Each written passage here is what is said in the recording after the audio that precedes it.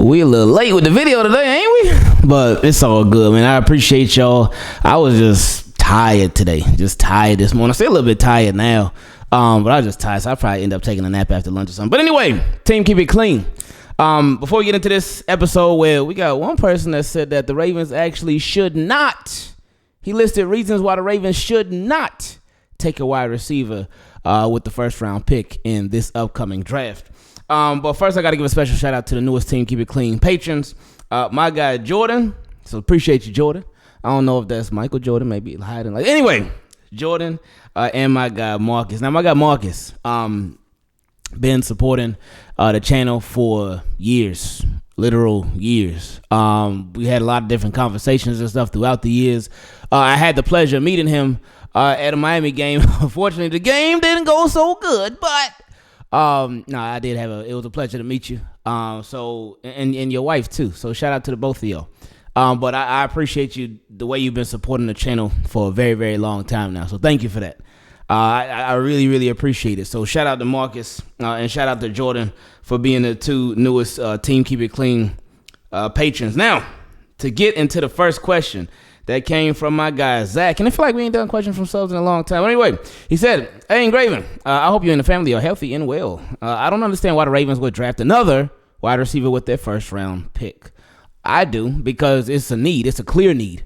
And it's not just a one wide receiver need, in my opinion. I feel like you at least need two. The way that I would do it, because y'all know I'm kind of like, not necessarily in overkill mode, but like we need some serious significant upgrade in there. And I mean, they should have been did this, but anyway, we're here now.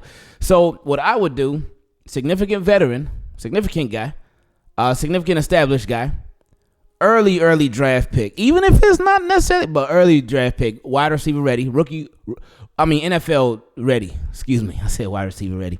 NFL ready wide receiver, rookie guy. And you still, of course, got Bateman, you still got Duvernay. And then I would even bring in somebody else. And that could be a DeMarcus Robinson. It could be him. But Odell Beckham Jr., depending on what the price range would be. Because I want a guy that's like that. Still, Rashad Bateman come back, but also a rookie wide receiver, but then somebody else too. Because they should have gone hard like this a long time ago. But that's what I would do.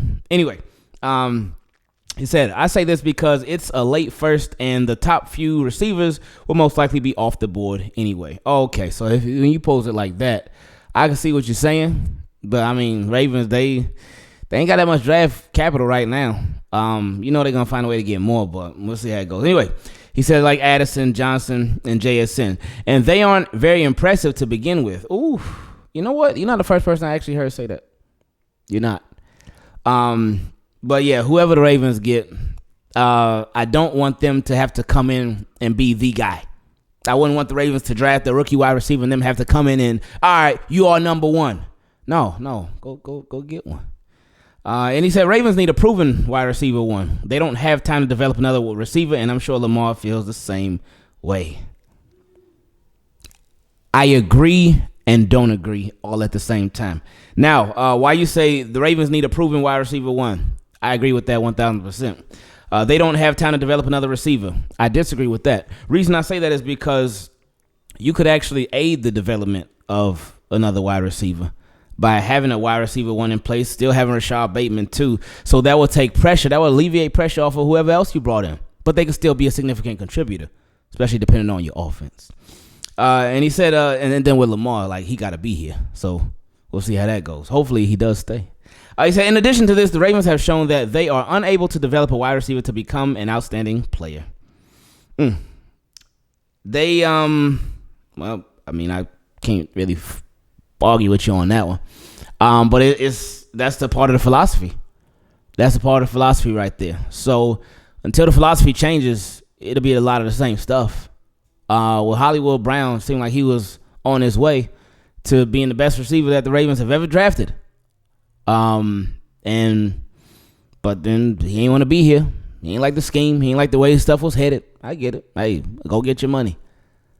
Because Ravens weren't about to pay him. So go get your bread, man. But anyway, he said Marquise Brown was good, but he was never able to develop into what the Ravens had hoped for. What do you think they hoped for, though? Well, what do you think the Ravens really hope for? And when you think about it, what would the Ravens hope for at the wide receiver position from Hollywood Brown? From anybody, really? What do you think their vision is? What do you think their goal is? Because usually when you have a vision, when you have a goal, you do things to reach and obtain and attain that vision or that goal. What do Ravens do with their wide receivers? So that just makes you think. It makes you wonder, like, well, what is their real goal? What is their ultimate goal for their wide receivers? He said lots of this is probably due to the system, and none of the receivers are Jamar Chase level talent that might be able to escape the career death trap that is the Ravens wide receiver room. Okay, so I feel like me and you thinking like me and you're thinking are right on the same page, because I read the first part of your question, well, of part of the paragraph, and then you pretty much say the same thing that we said too. But anyway, he said the first round pick has to be corner.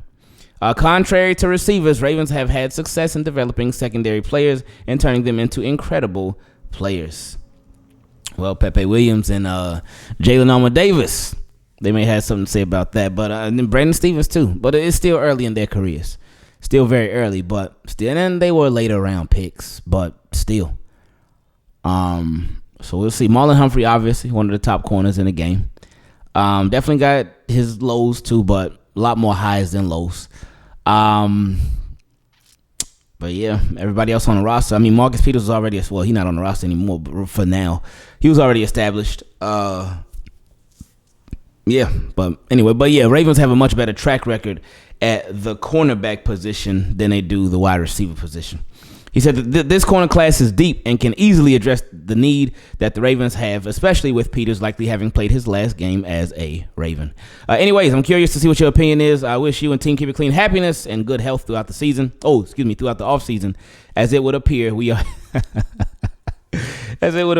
in for a long one. Thankful for you and everything that you do, Zach. Hey, appreciate that, Zach. I'm thankful for you because this was a nice way to get us started off. And you know just what I mean. Team, keep it clean. You see my boy, he like gotta made it. Boy, that's my homie, ain't that right engraving. So team, keep it clean. Welcome to another episode of Questions from Subs. If you want to be part of it, you already know how. So next question came from my guy Jordan, who's been a patron for a year. He said, "Hey, Ingraven, hope all is well with you and the fam. I just wanted to ask, how would you rank the OCs who have gone on their second interviews thus far? Brian A. I'm not trying to butcher his last name. Dave Canales, Todd Monken, Bobby Ingram, Justin Outen." Oh man. I don't know. For how would I rank them? For me, I don't know much about Outen at all. Bobby Ingram, I said it before, I just don't want an in-house guy. I don't. So I can't rank them based off of their skill, their offenses, or anything. But as far as my level of interest, if they were to be hired, if I had to put it in order, I would probably go number 1, Dave Canales. Number 2, Brian A., because he's the QB coach, I think, from the Vikings. Number 3, Todd Monken. Number 4, Justin Outen. Number 5, Bobby Ingram. I feel like 4 and 5 are sort of interchangeable, though. He said, who would you say is the best fit for Lamar and taking the passing game where it needs to go? I'm on the Eric Bieniemy train. That's where I'm at. And I know there's always going to be the debate. Oh, he didn't fully call plays and he doesn't fully have full control of the offense. Okay. All right. Well, give it to him. Give it to him. If he was a part of that, like it's the same thing when QB coaches get hired, when wide receiver coaches get hired to end up being offensive coordinators and stuff. They start somewhere. So like that's where I'm at with that. So that's who I feel like would be the best. Seeing what KC did, and yeah, was he the center of it? Was he the nucleus of it all? No, it was Andy Reid. But all right, let's see what Eric Bieniemy got. Let's see what he got. I was more than willing to take that shot. Take that chance on me. Or both shot, chance, whatever. Anyway, he said, also one more question. I wanted to ask you, if the Ravens were to interview and hire Jim Harbaugh, what would your thoughts be? You know, I know it's not going to happen, but if it did happen, I don't think any of us would be surprised. He said, as a Ravens fan, I would hate it, but as a fan of any other team, I would find it hilarious. That's a perfect way to explain it. Thank you for all the hard work you put in for your channel and being a bright spot on bad days. Shout out to all the Ravens flock. Hope y'all are out here thriving, and hopefully like Lamar Jackson won't be. I'm out. Hey, appreciate that, Jordan. Question came from Stephanie. Said, changes at the top, team morale. Hey, Ingraven, I know it's been a while since I wrote to you, but I continue to support the channel and to enjoy you as always. You're still my favorite sports reporter. Your professionalism always impresses me. I hope that you and the family are well and continue to be blessed. Stephanie, I really appreciate that. Like a whole lot, man. I appreciate that a whole lot. I said, now to my question. In your video on why some fans have lost confidence in the team, you alluded to some needed changes in the coaching staff. Please feel free to correct me if I'm wrong, but it sounded as if you were saying that the Ravens needed to replace the entire coaching staff if they wanted to regain the fan base's confidence. The entire coaching staff? No. My biggest thing is with the philosophy. That's my biggest thing. And I feel like their philosophy needs to be upgraded because it's outdated. If the Ravens were willing to really change their philosophy with the guys that they got on staff, great. But if some people have been here so long, it's hard to really adapt. It's hard to change your ways if you've been setting them for so long and you're comfortable. Because you're like, our ways, we haven't been this losing team. We've been competitive, but they haven't been contenders like that. So that's what I say. If they were willing to update and upgrade their philosophy, cool. But if not, that's when I would pull out a little broom, start like poking people in the rear end, saying, "All right, you can get up on out of here, baby." But anyway, she said, "I adore John Harbaugh. I would love to see him lead this team to another Super Bowl. I love the relationship between him and Lamar Jackson as well, and I don't know if Lamar has that kind of rapport with any other coach. But think about it. We wouldn't know that until we knew that, because that's been Lamar Jackson's only head coach in the NFL." So, yeah, anyway, she said, but I'm willing to admit that I could be wrong. Can you think of any other coach you feel would be a much better head coach for the Ravens and could lead this team to greatness? Or was I reading you wrong in that video? If so, please accept my humble apologies. No, you ain't got nothing to apologize about. Who could that be? Who could take this team, lead them to greatness? I know I love hearing when people say, oh, the grass ain't always greener. It's not always greener. I mean, but when you look at the side that the Ravens are on right now, the grass is like that. It's like that training camp grass where it's like faded, and it's like it ain't hitting the same no more. But D'Amico Ryans, that would have been a nice little candidate. And again, we're just speaking hypotheticals. Because obviously we know Harbaugh's not going anywhere. Maybe even Eric Bieniemy eventually. Because when you hear him speak, you hear that leadership in new videos and older videos. You hear a lot of leadership. But just somebody who, you're going to connect to the players, because connecting to people on the job is great, especially as a leader, because if you can connect to your employees as an employer, that helps your relationship that much more, because if y'all have like real respect for each other, because there's some employees, as you all know, there's some employers, as you all know, that don't try to connect with the employees, that feel like they're high and mighty above everybody else, and that's it. And it's their way or the highway. They're not willing to take any criticism from the employees. They're like, hey, I'm in the position I'm in, and you're in the position you're in for a reason. And in my opinion, that's not the best way to lead. You are in a position of authority, but you want to be respectful with that authority. So somebody who could do that, somebody who could come in, and somebody who respects offense and truly values offense, like truly values offense. And it's not neglecting defense, but it's just really realizing who you have at the quarterback position. Because I just feel like the Ravens have not realized that for these past 4 years and change. Can't say 5 years because he didn't start his entire rookie year. But somebody who really would value Lamar Jackson, really would value offense, and really do everything that they possibly can to get the most out of it. Harbaugh hasn't done that. I can hope. I can sit up here and hope that he will moving forward, but we'll see. Based off of past history, I don't have much reason to believe that they will all of a sudden after 4.5 years. All right, we value offense now. All right, we really want to put emphasis on offense now. We really want to upgrade this passing game now.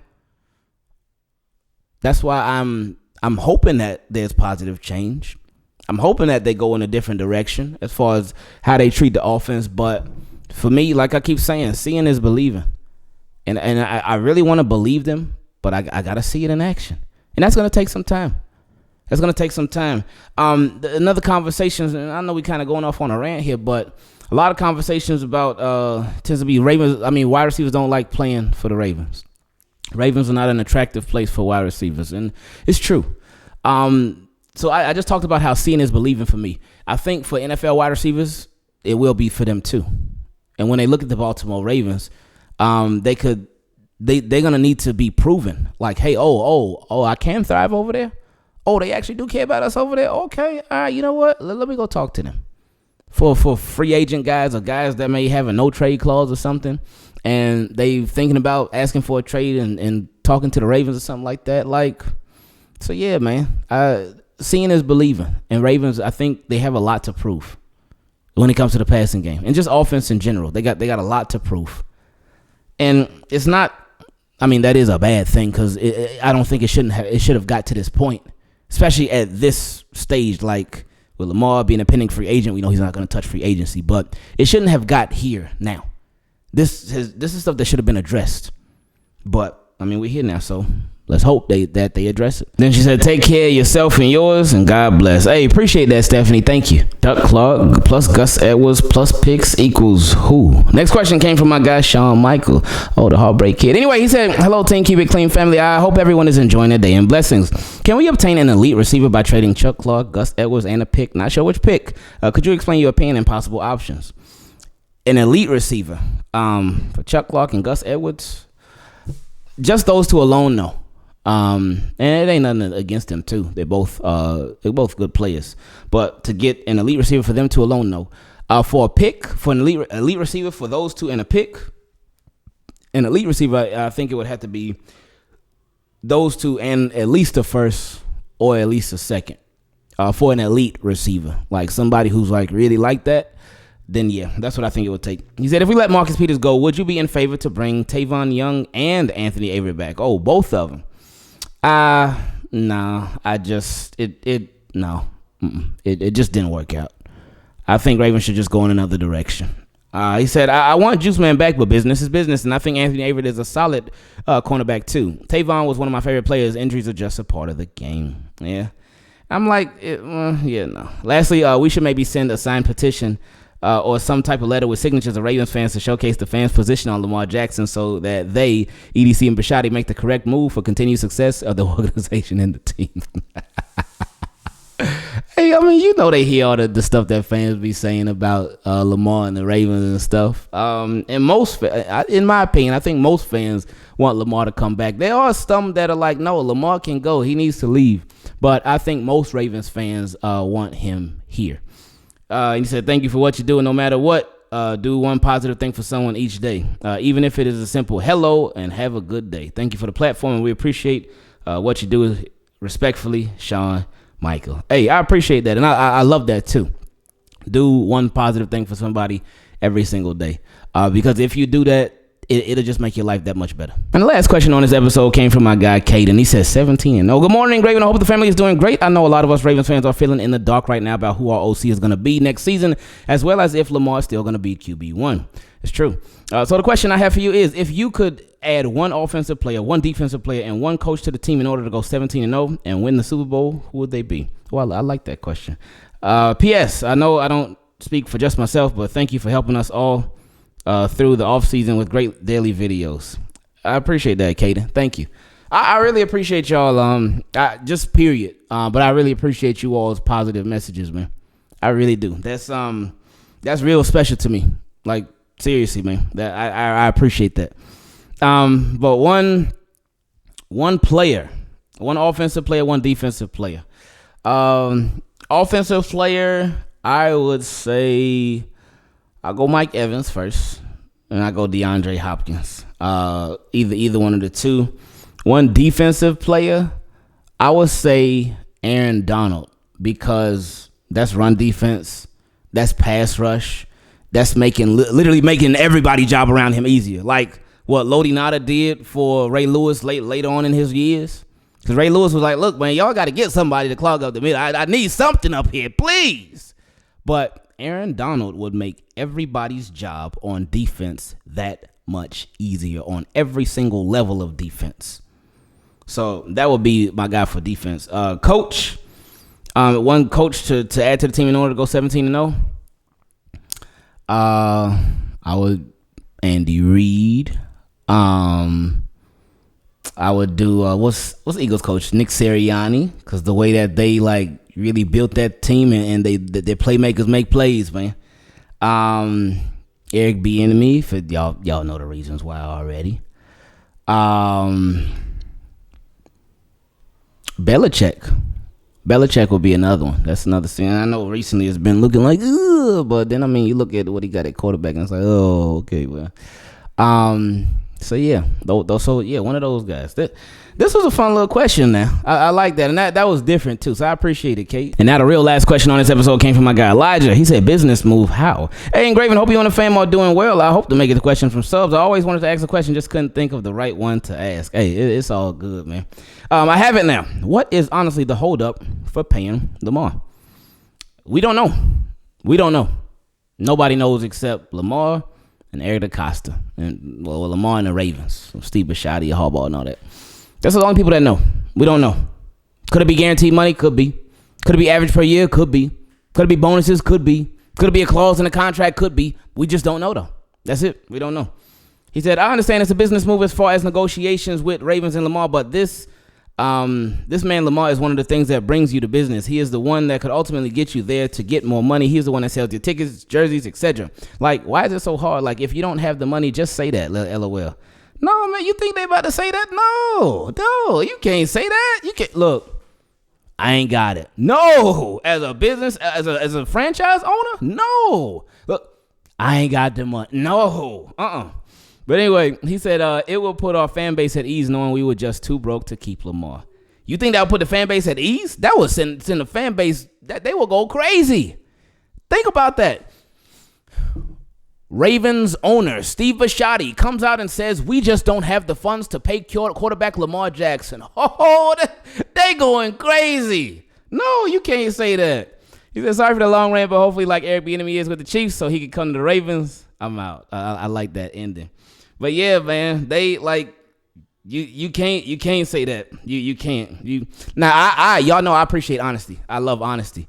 But you can't like come out and say that to the public. You can't. Like I was talking to one of my guys, Thomas, the other day, and he was talking about like, man, because he's talking about the whole escrow thing with the guaranteed contracts and stuff.